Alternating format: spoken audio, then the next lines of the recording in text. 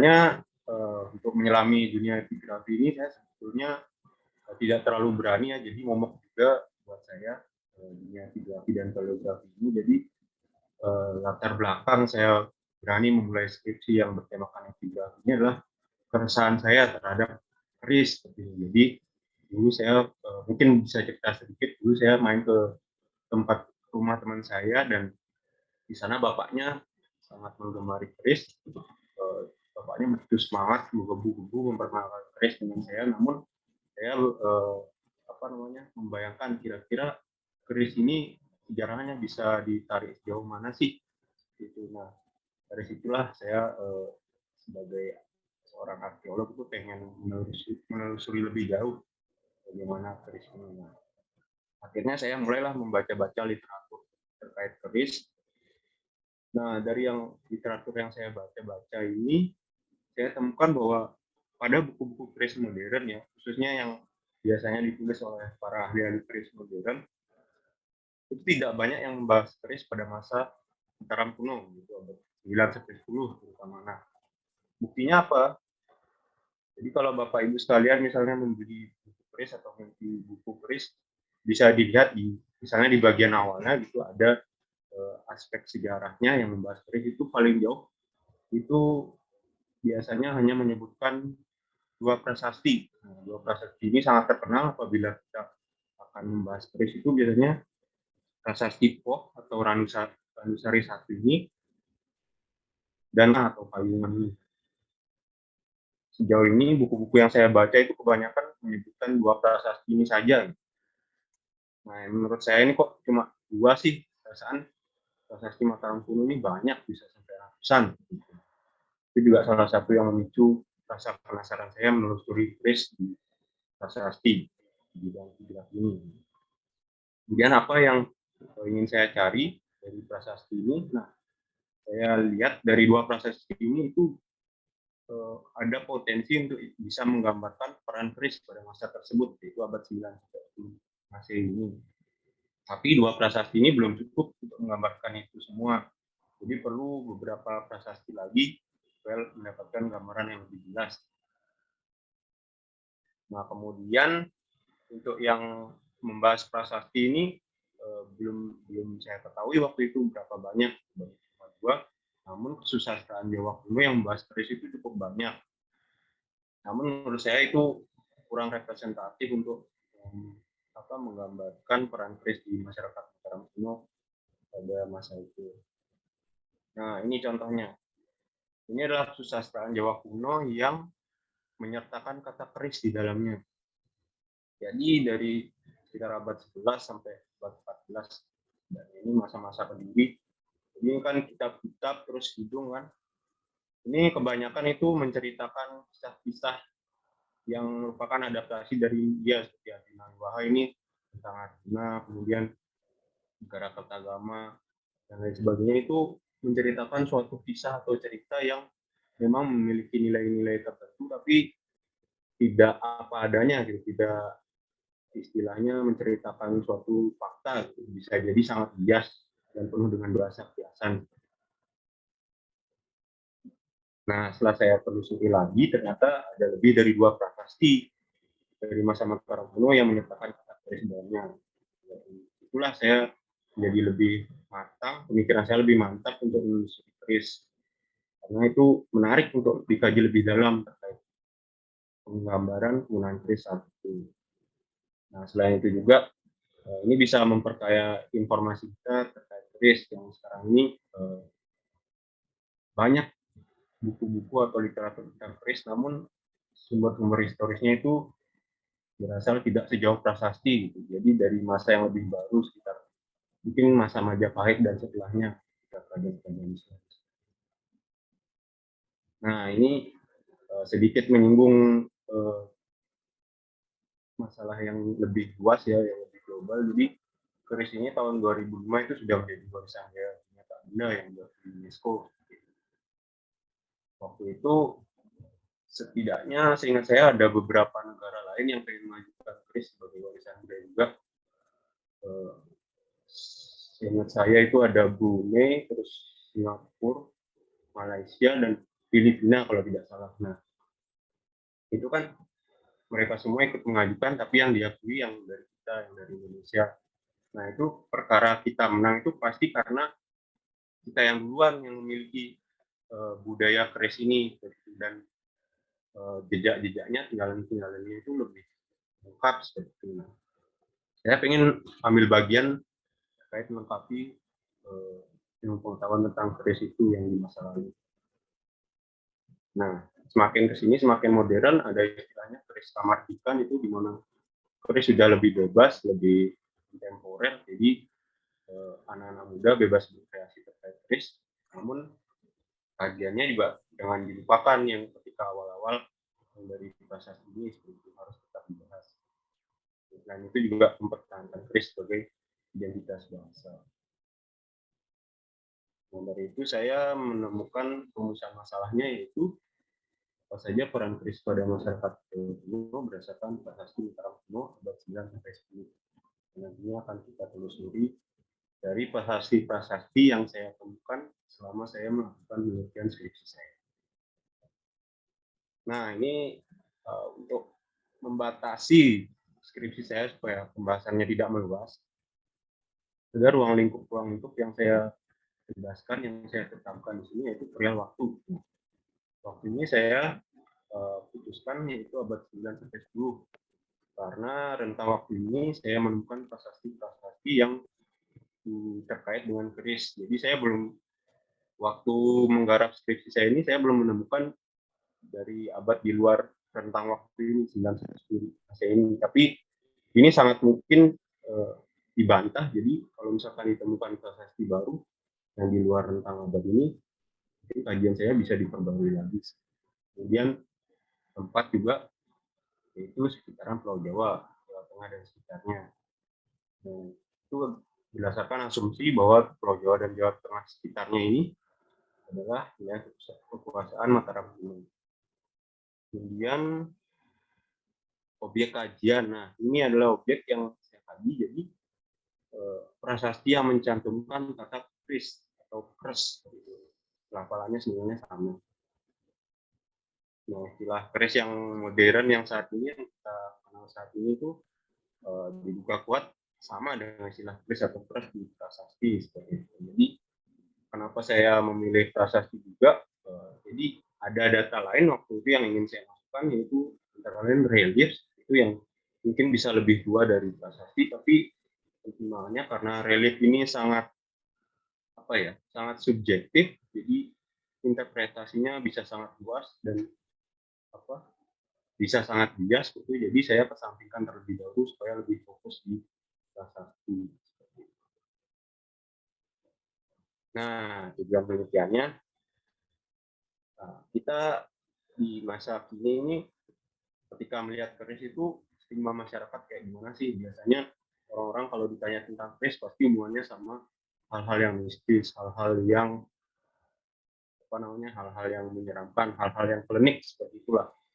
Nah, jadi di dalam keris itu ada isinya, ada jinnya, ada penunggunya. Nah, menurut saya tidak masalah jika terdapat stigma seperti itu, cuma saya ingin agar cerita-cerita seperti itu diseimbangkan dengan kajian akademis terkait keris. Jadi supaya ada penyimbang lah pengetahuan masyarakat, supaya tidak melulu keris itu soal hal yang mistis ataupun klinik. Nah, ini beberapa literatur yang membantu saya menemukan prasasti-prasasti yang terdapat keris di dalamnya. Salah satunya yang pertama itu skripsi sarjana muda dari Pak Endra ini tahun 1984, peranan keris di dalam masyarakat Jawa Kuno, satu tinjauan berdasarkan sumber-sumber sejarah. Nah, di sini saya menemukan 7 prasasti yang menyebutkan kata keris di dalamnya.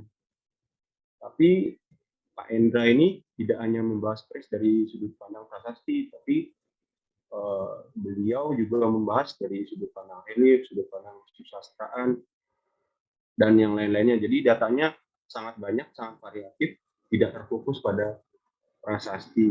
Nah, dari skripsi sarjana muda beliau, saya menemukan bahwa setidaknya ada 2 peranan keris Itu sebagai perlengkapan upacara dan sebagai senjata. Kemudian yang kedua, nah ini dari Jan Wiseman Christie. Ini kumpulan prasasti yang dikumpulkan oleh beliau ya dari abad 732 sampai 1050 Masehi. Saya menemukan dua prasasti lagi, dua prasasti lagi yang menyertakan kata keris di dalamnya. Jadi dari kumpulan ini yang paling tua itu prasasti Tanggal dan yang paling muda prasasti Sumika. Nah, kemudian lanjut dari kumpulan prasastinya yang dibuat oleh Pak Edi Widiantoro. Nah, ini juga beliau mengumpulkan prasasti-prasasti berbahasa Jawa kuno dari abad 8 sampai 10.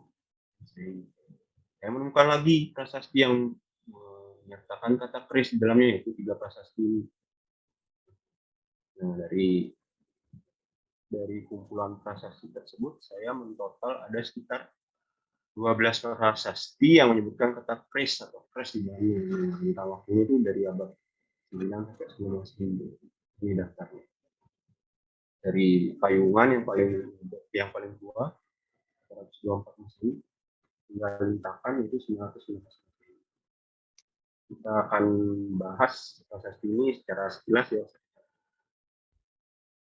Nah, sebelum itu seluruh prasasti ini berbicara tentang Sima ya, sebenarnya ya harus perjelas lagi bahwa prasasti Mataram kuno yang abad 9-10 kebanyakan adalah tentang Sima.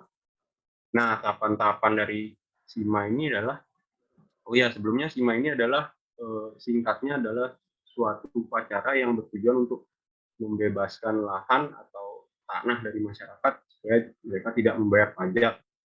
Itu karena suatu keistimewaan dari tanah tersebut, misalnya cocok untuk membangun bangunan suci atau misalkan orang yang memiliki tanah tersebut berjasa atau memiliki suatu peran yang signifikan ketika masa pemerintahan yang bersangkutan seperti itu.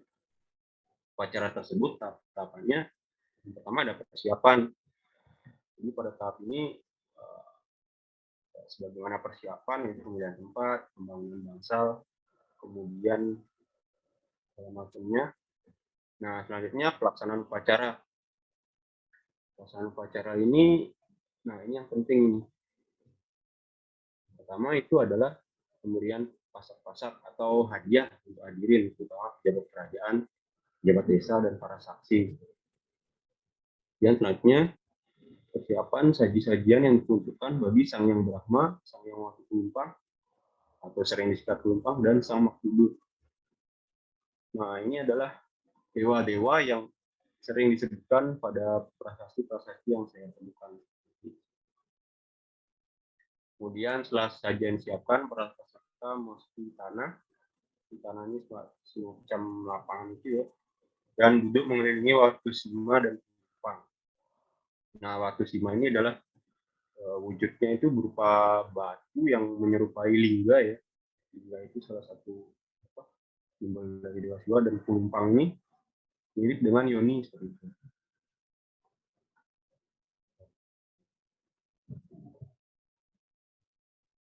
Kemudian setelah itu ada upacara kurban yang dimulai dengan pengucapan mantra oleh Sang Makdudur. Nah, ini kurban ini mulai menyembelih hewan dan segala macamnya. Nah, Sang Makdudur ini sambil membakar minyak. Kemudian dilanjutkan dengan pemotongan leher ayam berlandaskan Sang Hyang Pelumpang. Nah, Pelumpang ini yang Yoni ini tadi. Kemudian memecah telur dengan diantamkan pada Watu Sima dan penanggulan api. Watu Sima itu adalah batu yang menyerupai lingga. Kemudian permohonan perlindungan dewa dan pengucapan kutukan oleh Sang Makdudur. Sang Makdudur ini semacam pemimpin upacaranya, kalau itu bisa saya artikan. Yang dilanjutkan dengan penyembahan Sang Hyang Watu Sima oleh para rama. Para rama ini itu orang-orang yang berdoa nanti. Kemudian, nah penanaman batu sima yaitu batu inti, simbol dari Sang Hyang Watu Sima dan Sang Hyang Watu Tias, jadi nama lainnya itu Sang Hyang Watu Tias. Dan batu patok atau Watu Sima. Jadi Sang Hyang Watu Sima ini yang utama, yang yang batu inti diperkirakan terletak di tengah-tengah tanah semua, sedangkan batu patok itu di sudut-sudutnya, sudut-sudut tanah yang akan dibatasi atau dibebaspajakan. Kemudian penutupan upacara dilaksanakan dengan pesta, makan, dan minum, serta acara hiburan. Nah, kita masuk ke prasasti pertama, yaitu Hayungan atau Karangtengah, berasal dari abad 824 Masehi. Ini sedikit informasi singkat. Itu ditemukan di Temanggung, Karangtengah. Kemudian berupa batu yang pecah menjadi 5 fragmen, itu dinamai A, B, C, D, dan E. Kemudian ini dikeluarkan pada masa Rakai Warak Dyah Manara. Ini berupa penetapan sima untuk sawah tanah ini. Nah, isinya seperti ini. Ini cuplikan penggalan yang menunjukkan kata kres dalam. Jadi di sini ada, nah ini, sebenarnya tapuran U 1 kali 5. Kali 5 si Pamurama ini Banu ini ya, tapuran U 1 si Sanca.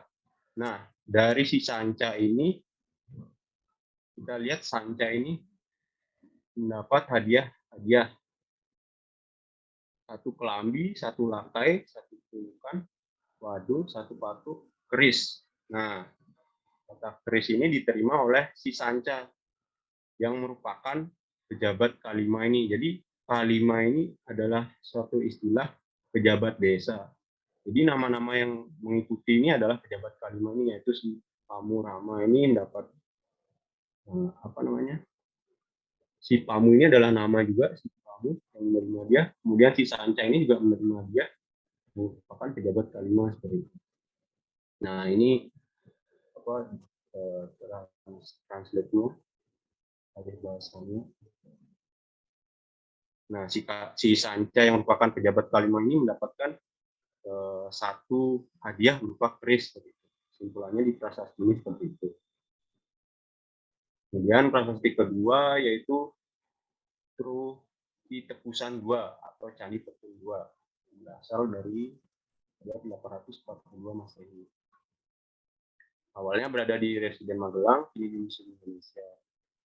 Nah, kemudian berbeda dari prasasti sebelumnya, prasasti ini berupa lempengan logam, 1 lempengan logam keluarkan pada masa Rakai Garung. Nah, isinya berupa penetapan sima untuk sawah di desa Tru diputuskan oleh Sri Kauliman. Nah, ini penggalan prasestinya ada di ke-7. Nah, ini Mantiasih ini karena diidentifikasi sebagai nama daerah, jadi orang yang menerima hadiah ini yang namanya Pupandi. Jadi Pupandi ini diceritakan berasal dari Mantiasih atau pejabat Mantiasih. Nah, kata Pu ini kita familiar dengan istilah empu. Empu ini adalah orang yang berilmu atau memiliki pengaruh istilahnya di suatu daerah, yaitu Mantiasih. Kira-kira seperti itu penjelasannya. Nah, konteks keris dalam prasasti ini yaitu pemberian untuk seorang pejabat di Mantiasih di rumah Pupandi. Tadi yang sebelumnya itu hadiah untuk pejabat, sekarang masih hadiah untuk pejabat juga. Nah, selanjutnya 30 tahun selanjutnya ya, jadi Pemanding atau Kolengan II ini 875 Masehi dari yang sebelumnya 840. Nah, ini ditemukan di daerah Jogja, tepatnya di desa Kolengan, berupa 3 lempengan logam, dinamai 1A, 1B, dan 2A. Keluarkan pada masa Rakai Kayuwangi Dyah Lokapala. Isinya berupa penetapan sima untuk sawah seluas 4 tampah. Tampah ini istilah satuan untuk mengukur tanah ya, pada masa Mataram ini diumbanding oleh Rakarian disebutkan menama Puraka. Nah, ini penggalan prasastinya itu di sini kita lihat dari yang di bold ini, Saji ing Pulumpang. Nah, berarti artinya di sini konsepnya yaitu sesaji untuk penumpang. Nah, itu diikuti dengan, nah ini daftar sesaji-sesajinya. Nah, dari daftar sesaji ini kita menemukan kata keris, satu buah keris. Nah, keris ini dipersembahkan untuk Kulumpang seperti itu konteksnya di prasasti yang ini. Dan selanjutnya tidak jauh-jauh, ini masih di satu desa juga, jadi masanya juga kurang lebih berapa tahun ya? Setahun, 75, 876, jadi mungkin masih satu konteks ya. 4 lempengan juga, kemudian masih Rakai Kayuwangi Dialog Kapala juga. Isinya berupa pengungkapan semua untuk sholat seluas 6 tampah, jadi lebih besar dari yang sebelumnya 4 tampah. Dan kebun di desa Jurungan, ya agar isi oleh Kakarian diceritakan bernama Puraka, sama juga. Nah, di sini masih sama sesaji untuk penumpang juga, jadi sama seperti prasasti ini. Anehnya di prasasti-prasasti yang ada di Jogja ini dua prasasti yang ada di Jogja ini tidak ada yang menunjukkan hadiah untuk orang seperti sebelumnya yang memberikan hadiah untuk pejabat. Jadi beralih fungsi menjadi sesaji untuk penumpang, seperti itu bisa dilihat dari sini. Lagi tim penumpang satu keris, polanya sama seperti prasasti sebelumnya. Kemudian lanjut, nah setahun lagi masih sama konteksnya di desa Polengan juga, lempengan logam juga berupa 4 lempengan logam, kemudian dikeluarkan pada masa Rakai Kayuwangi Dialog Kapala, masih sama juga, posisinya sama, penetapan semua untuk salah satu 6 tampah, kayak yang disirikan menambah Puraka masih sama juga. Jadi setiap tahun ya sebenarnya secara seperti upacara tahunan ya, ada tanah yang ditetapkan menjadi emas polanya. Nah, ini penggalannya, pastinya masih tetap untuk sesaji untuk stang sesaji penumpang untuk penumpang berupa satu keris seperti ini. Nah, ini yang membedakan dari prasasti sebelumnya. Jadi di lempeng 2B ini kita lihat konteksnya ini untuk sesaji untuk penumpang. Kemudian ketika kita lihat di lempeng yang ketiga, 3B ini, keris dihadiahkan untuk nama-nama ini. Jadi ini dari sini keris tunggal, soang-soang, si keru, si dempul, si sangka, si tuha, dan lain sebagainya. Ini nama-nama ini mendapatkan keris masing-masing satu. Jadi ada perbedaan, ada perubahan dari prasasti sebelumnya. Jadi ada 16 nama di sini yang diberikan hadiah berupa prasasti. Jadi ada untuk penumpang, kemudian di lantai semua ada hadiah untuk 16 orang. Nah, selanjutnya ada prasasti Aliwangbang Volume 4 di abad 877 Masehi. Masih sama, masih satu konteks. Jadi masih lempengan logam juga, kemudian masa dialog kapala juga, penetapan sima, tanah padang rumput, kaulunan di desa Mamawi oleh Rakarian diceritakan memang Puraka sama juga. Nah, di sini polanya masih sama ya, satu keris untuk penumpang. Lagi untuk penumpang itu biasanya ada emas, batu, dan keris dan lain sebagainya. Nah, di sini ada pola yang sama juga dengan prasasti sebelumnya, yaitu keris juga diberikan pada masing-masing nama ini. Si Pandawa, si Jawi, si Gorotong, si Kloteng, dan lain sebagainya itu. Nama-nama ini sebelumnya tidak berafiliasi dengan istilah gelar-gelar atau pejabat, gitu. Jadi ini hanya disebutkan nama saja seperti prasasti sebelumnya. Gitu. Kalau dua prasasti di awal tadi kan ada gelarnya, ada profesinya lah itu. Jadi itu bisa ditelusuri, sedangkan ini cuma nama aja. Si ini sebutan untuk si, artinya dia nama orang. Nah, ini jumlahnya sekitar 20 orang. Nah, ini ada catatan sedikit. Jadi dari 20 nama ini ada sekitar dua nama yang memiliki apa namanya gelar atau profesi ya kira-kira ya. Jadi, nah dari lempeng 2B ini kita lihat ada Mulawai si Raksa. Sebelumnya kan si Daeng, si Tupal, si Kumo, si Nanggada, dan lain-lainnya. Si ini nggak ada istilah-istilah apa-apa. Tapi dari yang Mulawai si Raksa ini menunjukkan dia memiliki jabatan atau gelar. Si Raksa ini gelarnya buah. Nah, diberikan keris satu, emas kupang 2 seperti itu.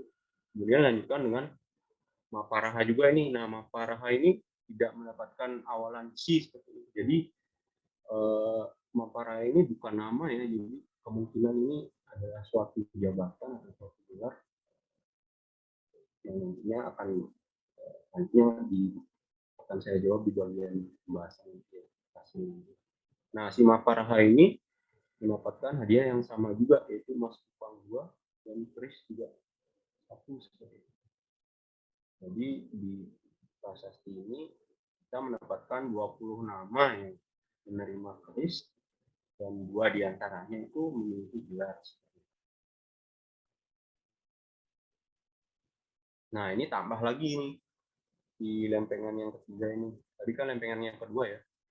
Lempengan yang ketiga ini sama juga 20 orang. Jadi ada polanya setiap 20 orang mendapatkan keris seperti itu. Nah, dari 20 orang ini ada sekitar 6 orang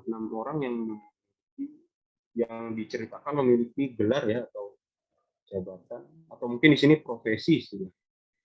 Misalnya yang ditemukan di sini ada profesi namanya Tuha Padahi. Jadi Tuha Padahi ini setelah saya cari-cari di Panggilan itu ada yaitu orang yang bermain musik kendang itu pemimpin orang yang bermain kendang, dan ada tipe kedua yaitu seorang pejabat desa. Jadi saya rada-rada bingung mengartikan ini Tuha Padahi ini.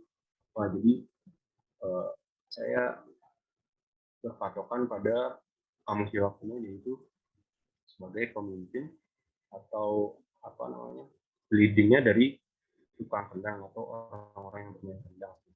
Kemudian selanjutnya ada Manidung atau Mangidung. Mangidung ini tahu istilah hidung yaitu nyanyian-nyanyian. Nah, profesi ini adalah profesi penyanyi. Nah, tadi Tua Pade itu dipegang oleh 2 orang yaitu si Pasang, si Kuli, dan si Tatik. Kemudian penyanyi ini juga 3 orang yaitu si Tamuanca, si Palar, dan si Bahut. Masing-masing 3. Tukang kendangnya 3, penyanyinya 3. Nah, jadi dari 20 orang ini 3 diantaranya adalah tukang kendang, pemimpin tukang kendang. Kemudian yang 3 lagi itu adalah penyanyi. Semuanya mendapat keris ya, masing-masing 1. Kemudian proses yang selanjutnya yaitu kuak 1 atau ngabean 2. Nah, ini kita tarik jauh lagi nih. Tadi di Jogja, sekarang kita mainnya di Magelang, di Desa ya. Masih berupa lempengan logam juga, tidak sama. Kemudian dikeluarkan pada masa Rakai Kayuwangi di Kaya. Isinya saya kira masih sama ya, penetapan Sima di sini di tanah seluas 4 sampah di Desa Kuak. Nah, di sini kembali lagi pola sebelumnya yaitu Sangyang. Saji Sangyang waktu penumpang, ada perbedaan.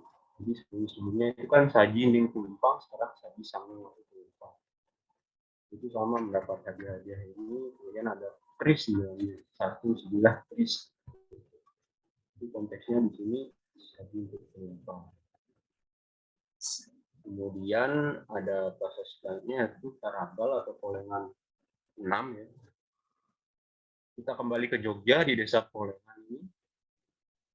Ini sama seperti prasasti di Jogja sebelumnya, di Polengan sebelumnya berupa 2 lempeng logam, kemudian masih Rakai Kayuwangi di Halopakala, penetapan Sima juga untuk sawah seluas 1 labit, 2 tampah, jadi ada dua bulan, 2 ekor untuk mengukir tanah di Desa Taragal. Ini penggalan prasastinya. Saji Ningkulumpang. Nah, ini lempeng satwa Saji Ningkulumpang ini belum selesai menyebutkan hadiah-hadiahnya secara lengkap. Kita lanjut ke lempeng ke 1B. Jadi satu lempeng ini ada dua sisinya ditulis. Sisi pertama itu 1A, sisi keduanya itu sisi sebaliknya 1B. Nah, disebutkanlah di sini hadiah-hadiahnya, sesajinya yaitu 1 keris ini. Ada terdapat keris juga di sini. Nah, teks keris ini yaitu untuk sesaji.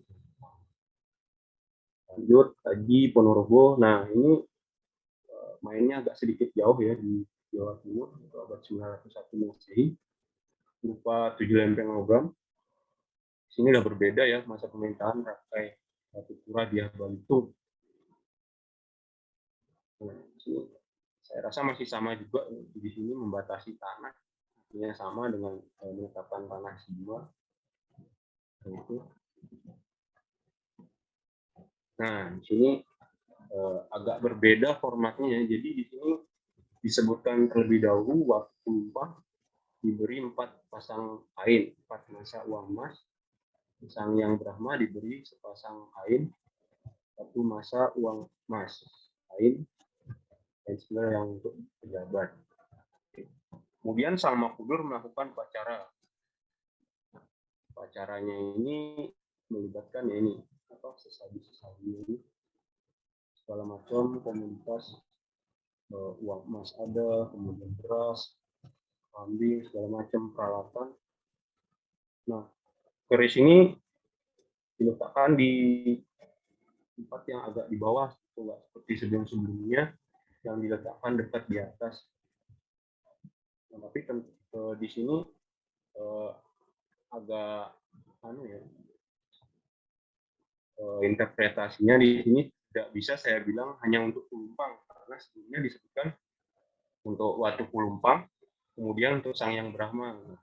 Setelah itu Sang Makudur melakukan itu upacara ini. Nah, kita tidak tahu kerisnya ini sebenarnya diperuntukkan siapa, apakah Watu Pulumpang atau Brahma. Bisa saja keris ini dipersembahkan untuk keduanya seperti itu. Jadi saya ambil jalan tengahnya itu untuk Pulumpang dan Brahma. Jadi ada penambahan entitas yang dipuja dari yang sebelumnya itu cuma Pulumpang, sekarang ditambah lagi yang Brahma untuk prasasti ini ya. Nah, kemudian ini salah satu yang terkenal kok Anusari 1 dari abad 905 Masehi yang biasanya kita dapat lihat di buku-buku keris modern yang ditemukan di wilayah Prambanan, Kabupaten Klaten. Tapi sekarang sudah di Museum Raja Pustaka Solo. Prasasti ini berupa 2 lempengan logam ya. Nah, lempengan pertama ini hanya ditulisi satu sisi saja, yaitu 1B. Kemudian lempengan kedua itu ditulisi kedua sisinya. Nah, ini masih dikeluarkan oleh Dyah Balitung. Isinya sama ya, tujuannya untuk menetapkan tanah sima juga. Cuman mungkin penulisannya translate-nya lebih panjang di sini. Selain tanah sima di sini juga untuk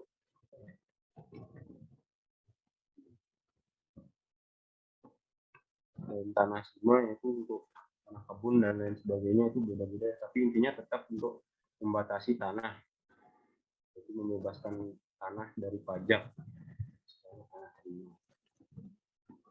Kemudian lanjut, nah ini penggalan prasastinya. Nah di sini prasastinya cukup unik ya, jadi Pulumpang tidak disebutkan lagi di sini prasasti ini. Yang disebutkan hanya Sang Yang Brahma, jadi terdapat perbedaan entitas yang disembah di sini. Jadi yang sebelumnya konsisten ya, Pulumpang terus di sini tiba-tiba Sang Yang Brahma, jadi sedikit berbeda. Kurang lebih isi sesajinya ini sama ya, sesajinya yaitu perkakas ini, alat-alat ini, kemudian akhirnya keris, satu keris. Nah, keris konteksnya di sini yaitu keris sebagai sesaji untuk Sang Brahma. Dan selanjutnya yang ke-10 prasasti Rukam. tahun 907 Masehi. Nah, kita ke Temanggung sekarang. Ini berupa 2 lempeng logam proses ini ya, 2A dan 2B. Kemudian pada ini dikeluarkan masih di masanya Balitung. Nah, di sini ada sedikit ceritanya di sini ya. Jadi ceritanya si Dyah Balitung ini ada titah atau perintah turun kepada Sri Daksotama ini, Baubajra Pratipaksa saya ini. Kemudian turun lagi perintahnya agar dirukam di desa yang di lingkungan keraton. Saya tidak tahu ini mungkin dulu ada wilayah kerajaan ya di sana ya. Oleh karena hancur oleh letusan gunung api, jadi akan dibangun kembali, akan dijadikan sima oleh Priyan Sanjuwana. Priyan Sanjuwana ini adalah mungkin pejabat lokal ya, penguasa lokal di daerah tersebut. Nah, nenek dari raja dipersembahkan kepada bangunan sucinya di Lumbung dan dijadikan tempat pemujaan nenek moyang. Nah, ini maksudnya ini mungkin akan membangun sebuah tempat pemujaan untuk nenek dari raja seperti itu, karena tanahnya dibebaskan dari pajak, dijadikan semua untuk membuat bangunan suci untuk pemujaan nenek dari raja itu. Nah, ini penggalan prasastinya sama ya seperti prasasti yang sebelumnya itu. Nah, di sini ada lagi penyebutan Sang Hyang Pelumpang seperti itu. Sang Hyang Pelumpang sebelumnya kan cuma Brahma aja, sekarang Pelumpang disertakan lagi dan dipersembahkan keris lagi untuk ya, pendapat saya sementara untuk keduanya ini. Jadi untuk Sang Hyang Brahma dan Sang Hyang Pelumpang satu keris. Kemudian Sangsang, hasil Sangsang atau Sangsang 1 setelah hasil Sangsang 2 ditemukan, jadi namanya Sangsang 1 yaitu tahun 907 Masehi. Nah, kok ditemukannya ini belum jelas ya, jadi asumsinya ini ada di daerah Tegal, berupa 2 lempeng logam ya, 2 lempeng ini keduanya dipulisi kedua sisinya. Nah, ini dikeluarkan pada Dyah Balitung masih sama juga. Kemudian, nah ini sebenarnya masih sama ya, penetapan sima juga, istilah membatasi desa ini saya kira sama dengan menetapkan tanah simo seperti wilayah Kota Labuan. Nah, ini agak panjang sedikit, di satu lempeng ini ada sekitar 5 ayat, ini cukup panjang-panjang. Oke, jadi di sini Sang Hyang Pelumpang dan Sang Hyang Brahma juga disebutkan ya, masih disebutkan sama seperti sebelumnya, Brahma dan Pelumpang. Nah, di sini ada sebilah keris juga, sebilah keris yang bahkan paling bawah ini. Kedua entitas tersebut mendapat persembahan berupa keris sama. Nah, ini prasasti terakhir yaitu Lintakan tahun 1919 Masehi di Jogja ya, kurang tahu juga tepatnya di mana ditemukannya, berupa 3 lempeng logam. Nah ini udah beda masa ceritanya, ini dia lodong. Gitu. Fungsinya yaitu membatasi hutan ya, sedikit beda dari yang sebelumnya tanah atau sawah, di sini membatasi hutan untuk kemakmuran di desa. Guru yang masuk wilayah mengajar bahaya. Nah, di sini berbeda lagi penyebutannya. Jadi bukan Pelumpang lagi, melainkan Sang Hyang Watusima. Nah, dari penjelasan awal tadi kan Sang Hyang Watusima dan Sang Hyang Watu Pelumpang itu berbeda ya. Sang Hyang Watusima itu berupa batu yang menyerupai lidah, Sang Hyang Pelumpang itu berupa batu yang menyerupai yoni. Jadi di sini ada sedikit perbedaan di sini.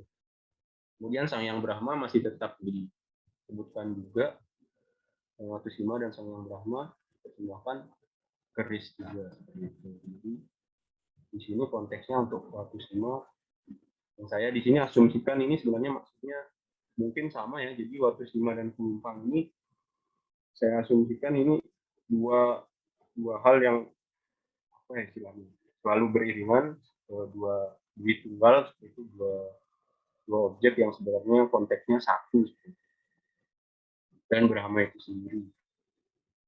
Nah, ini hasil dari penelusuran 12 prasasti sebelumnya, yaitu saya bedakan jadi dua ya. Peran keris ini dapat dibagi menjadi dua, yaitu aspek religi atau spiritual dan aspek sosial. Nah, dari sesaji apa aspek religi ini kebanyakan keris itu menjadi sesaji ya. Sesajinya itu yaitu untuk dua entitas, yaitu sang yang penumpang atau waktu penumpang tadi dan sesaji untuk sang yang Brahma. Kemudian peran keris dalam aspek sosial ini bisa dibagi menjadi tiga ya, yaitu dia untuk pejabat K5 tadi, kemudian pejabat Imantiasi, kemudian pejabat Mulawai itu juga itu tergolong pejabat desa ya. Kalau yang saya baca sebelumnya di buku-buku literatur lain, ini tergolong pejabat desa. Kemudian hadiah untuk orang biasa. Orang biasa ini itu yang namanya tadi disebutkan tanpa gelar atau embel-embel apapun, yang diawali dengan kata si seperti itu. Kemudian yang ketiga untuk hadiah untuk orang berprofesi khusus, yaitu yang tadi Tuha Padahi dan Mangjung itu bukan tergolong pejabat ya, kalau saya sebutkan tergolong profesi khusus, yaitu hanya penghibur lah mereka, tukang kendang dan tukang penyanyi. Nah, ini sedikit penjelasan terkait pelumpang. Jadi pelumpang ini karena istilah dari pelumpang sendiri, sang yang watu pelumpang, watu kita tahu sendiri berarti batu. Pelumpang ini mirip dengan toponimi sekarang ya. Pelafalan sekarang pelumpang itu wadah untuk menumbuh padi. Jadi kira-kira bentuknya seperti di foto ini. Itu lingkaran yang ada lubang di dalamnya. Nah, itu untuk pelumpangnya. Kemudian yang untuk batu sima ini merujuk pada patok batu yang ditancapkan atau ditanamkan di tanah sebagai tanda setengah sima. Nah, seperti yang disebutkan tadi di awal, watu sima ini berbentuk seperti yoni ya. Jadi lingga. Jadi itu berupa batu yang menonjol. Kemudian istilah watu pelumpang dan watu sima ini hampir selalu ada beriringan dalam prasasti sima. Nah, sebenarnya istilah watu pelumpang dan watu sima ini saya asumsikan sebenarnya satu kesatuan ya. Jadi di mana ada watu pelumpang pasti ada watu sima, seperti penjelasan upacara sima sebelumnya itu. Jadi watu pelumpang ini tempat memotong ayamnya, menyembelih ayamnya. Watu sima ini untuk menghancurkan telur itu. Jadi setiap upacara harus ada dua objek ini. Ya tahu bentuknya mirip dengan gayoni. Kemudian ini penting juga ya. Jadi sang yang watu sima dan sang yang watu pelumpang ini tidak selalu berafiliasi dengan candi. Jadi ketika kita menemukan watu pelumpang dan watu sima ini, itu bisa saja merupakan tanda-tanda dari adanya upacara sima di daerah tersebut. Jadi tidak selalu harus ada candi di dekat pelumpang dan sima ini. Nah, simbol pelumpang ini merupakan simbol atau kemudian entitas yang dipuja saat upacara sima. Jadi ada beberapa pendapat ya, mungkin ada yang mengafiliasikannya dengan Dewa Siwa. Jadi kita tahu Linggayoni itu kan coraknya Siwa, itu kemudian ada yang bilang ini adalah simbol kesuburan atau Dewi Sri, itu sama aja ya, saktinya Dewa Siwa. Yang nama lainnya Parwati atau Uma itu. Nah itu intinya sebagai entitas yang bekerja saat upacara sima. Apapun itu namanya, jadi versinya beda-beda ya. Kemudian saya interpretasikan kenapa ada watu pelumpang ini, yaitu sebagai upaya memohon dan atau wujud syukur. Nah, memohon dan wujud syukur ini kan beda ya. Memohon ini dari yang belum punya terus minta, kalau wujud syukur ini udah dikasih terus berterima kasih seperti itu kan. Jadi istilah memohon di sini yaitu yang sebelumnya apa namanya, ada masyarakat di sana yang misalkan ada satu orang atau sekelompok orang yang berjasa di suatu wilayah, kemudian dia diberi tanah bebas pajak atau tanah hibah gitu. Nah, di sini keberadaan waktu penumpang ini untuk memohon supaya tanah tersebut bermanfaat atau berguna untuk selanjutnya seperti itu. Nah, untuk wujud syukur ini ada lagi kasusnya. Kalau misalkan tanah tersebut itu dibebaskan dari pajak atau dijadikan tanah semua karena akan dibangun bangunan suci. Nah, kita tahu sebelum membangun bangunan suci, candi atau lain sebagainya itu masyarakat biasanya mengecek tanahnya dulu apakah ini sudah cocok atau tidak untuk dibangun bangunan suci. Itu ada ilmunya sendiri. Nah, Dharma Sastra.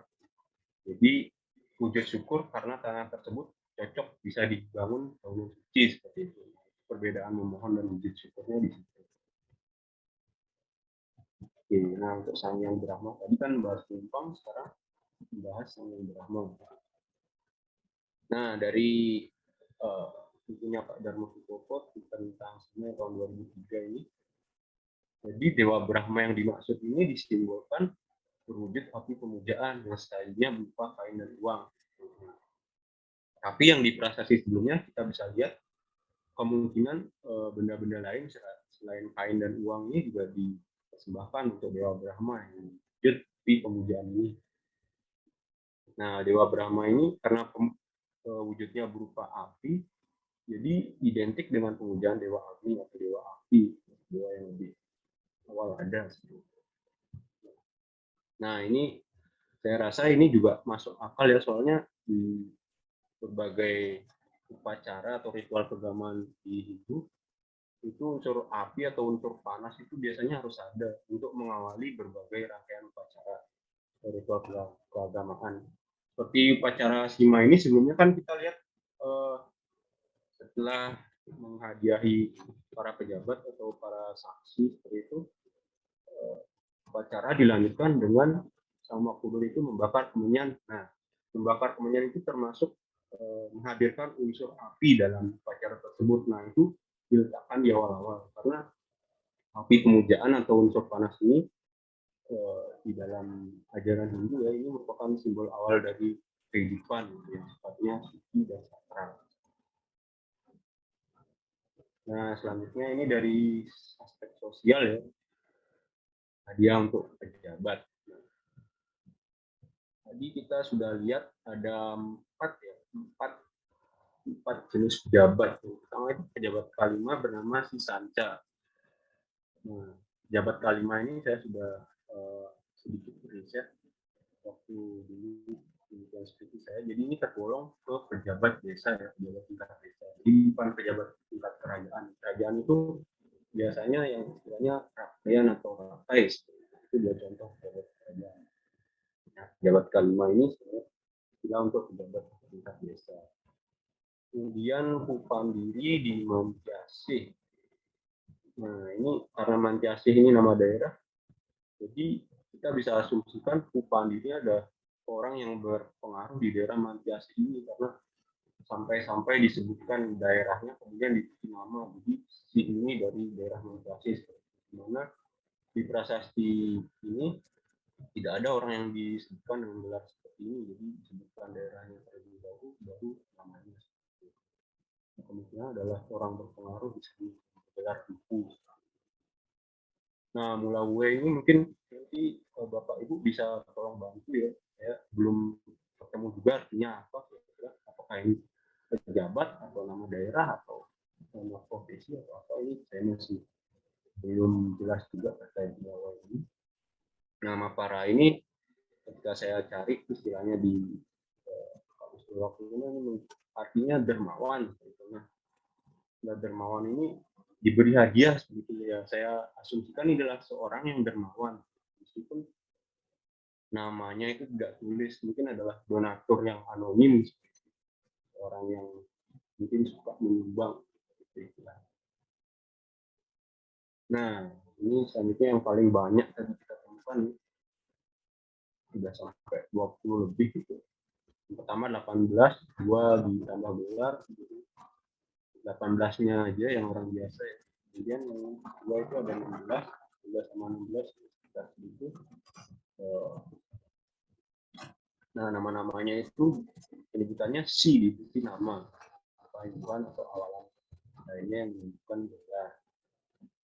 Nah, orang-orang biasa ini kenapa diundang? Sebenarnya karena berkontribusi atau menjadi saksi.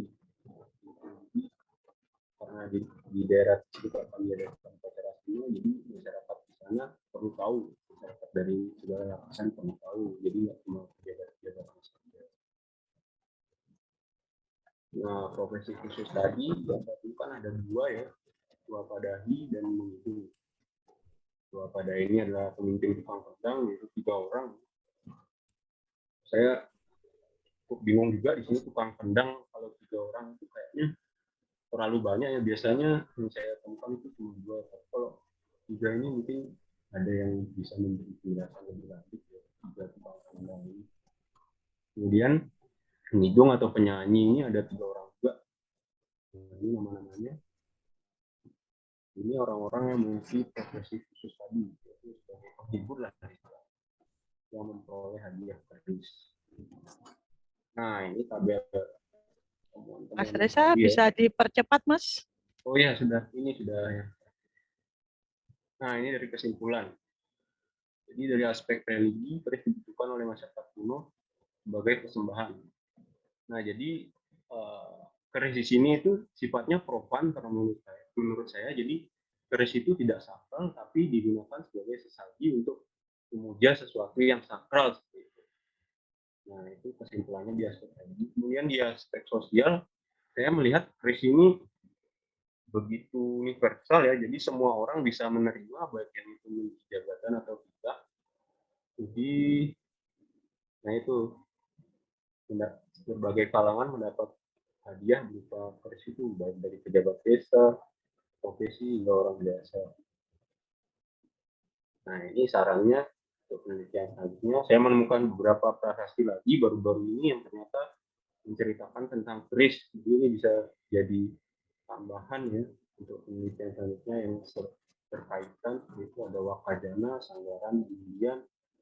Kemudian ada istilah lain kalau ada yang ingin meneliti lebih jauh, itu istilah ini berkaitan dengan keris, yaitu amaragi, pembuat sarung keris ini, dan pandeusi atau pandeusi.